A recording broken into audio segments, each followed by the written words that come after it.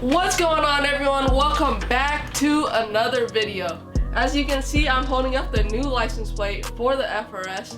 It says so thick with 2 C's because that's what the FRS is going to be. Thick, if you know what I mean. Well, the reason why I'm making this video today is because so many of you guys have been messaging me on Instagram and asking what are the updates on the FRS? Is it still getting worked on? When are you gonna have it done? And just like a bunch of questions regarding the FRS. So I'm gonna sit down today and explain to you guys what's all happening to it and the updates and some videos and a date of when I'm expecting to pick up the car. So sit back, relax, and be sure to go down and hit the subscribe button. So first thing I'm gonna say is yes, the car is still gonna be wide body. And if you guys haven't watched the last videos, the wide body that will be going on the FRS is the Rally Backer V2 16 piece with the diffuser and the duckbill. And so that kit is just going to be a full kit, and I'm pairing it with the Stance Nation Aim Type 2 front end for their wide body kit because I wanted this to be a little unique. So having those two kits together I think will be perfect. And this is a photo of how it's gonna look like once it's all done. This is just a mocked up photo that Paul from Wise Concept has sent over to me. It's just taped on, so fitment's not perfect because it's not even drilled in yet. But yeah, Paul has already cut in the fenders and the quarter panels, and he started welding and sealing the quarter panel already. So instead of cutting the quarter panel and folding the inner layer up towards the outer layer and tack welding it like that, what he decided to do so that this looks as OEM as possible is he cut both the outer layer and the inner layer, and he's welding in new metal, completely new metal. So it's like the factory quarter panel, so that I make sure that the car doesn't rust. It looks proper once I take off the wide body. Everything is clean. I won't be rubbing on anything. I won't be cutting up my tires when I air out or anything like that. So yeah, that's excellent work coming from him. That's why I decided to drive from Seattle to Bend, Oregon, which is 6 hours, just to have him do the work, because no shop I know in my area does this quality of work for wide bodies. So yeah, thank you, Paul, once again. And let me show you guys some videos and clips of what he sent me of the FRS. As you can see in this video, Paul is using his body saw and he's cutting up the outer layer and the inner layer. And I also posted this video on my TikTok, so be sure to follow me on that if you guys use TikTok. It's Derek Quinn, DerekHuynh. And a lot of people were telling me, oh, you fucked up. You're getting both the inner and outer layer cut, which is gonna make you rust out the ass because it's gonna allow water to get trapped in there. But no, this is not how it's gonna look. I'll show you guys later on that Paul actually welds in a new strip of metal that covers everything up, seals it perfectly. He's doing everything proper, so don't throw shade at that. And this video Paul sent me with the wheels on the car, and you can see how much more meat and wider the wheels are on the stock body. So we already know that this car is gonna be super thick, just like the license plate says. So I am super pumped, because if the car looks like this on the stock body, that means that the wide body is so much wider. And here are just some photos of the car sitting without the wide body, and boom, first photo right here is the car with the wide body mocked up and taped on. And as you can see, it looks pretty damn good. The fitment's kind of whack right now because we haven't dialed that in. As you can see, the camber and the height of the suspension isn't adjusted quite yet, which is why the car has terrible fitment right now. But don't worry, because Paul will be adjusting the suspension to make sure I get money fitment. And that is because Paul works on his S15 all the time. Peep his S15 if you guys watched my last video. And so he knows suspension better than I do, and he knows what to do to get perfect fitment, because I'm 6 hours away, so I can't be going back and forth from the shop and working on my car like that. So he's gonna help me out by doing it. Oh, here's a photo of the duckbill, which looks so good. It looks so aggressive, and I think it does a great job finishing the look of the car. But the one thing that's not on the car yet from these photos is the diffuser, which is why the back kind of looks goofy, because the wing is super aggressive, whereas the diffuser is just stock. And if you own an FRS or BRZ that is wide body, you will know that the frame rail will stop you guys from going lower. So what people usually do is they grab a sledgehammer and they hammer that in, but I didn't want to lose the structural integrity of the car, but I still wanted to be slammed and on the floor.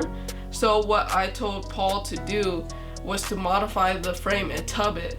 So that means that he's gonna cut the frame up higher and then weld in new metal so that the car still has its structural integrity, but it'll allow me to go lower.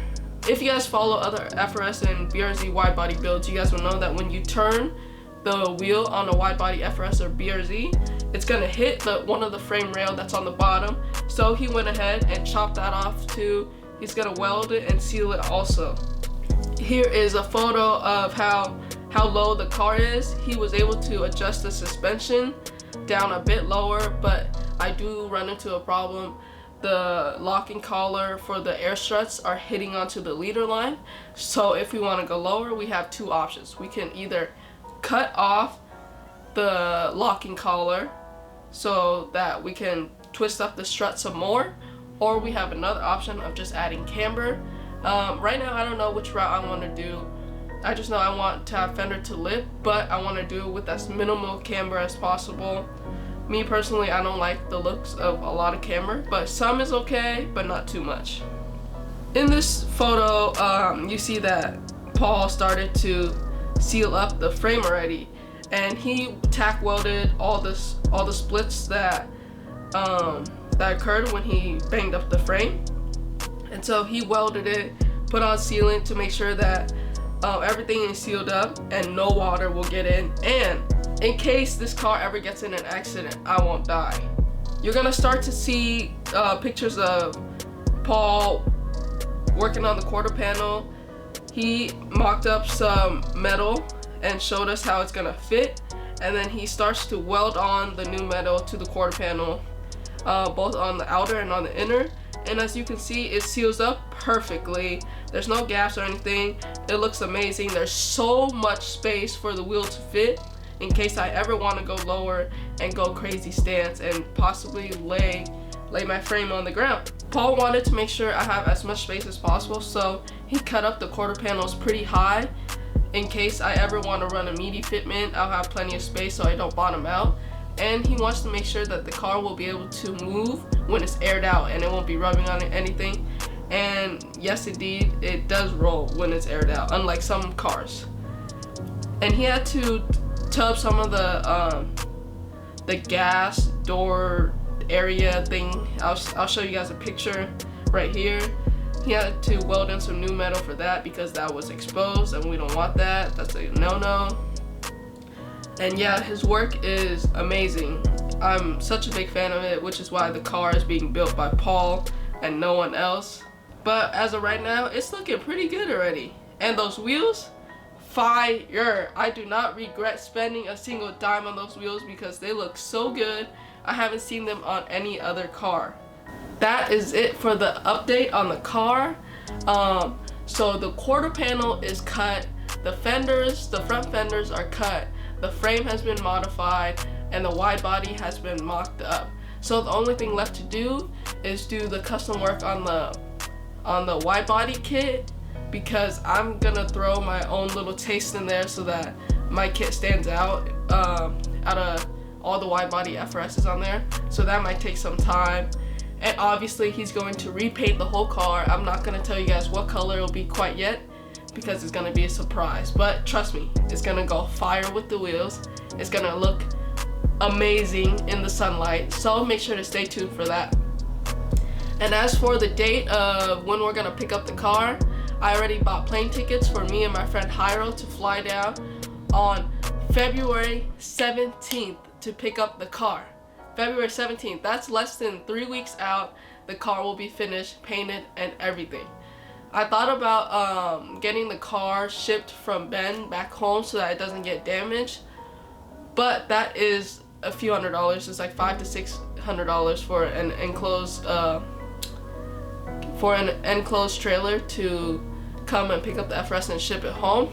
It's not the money I'm worried about.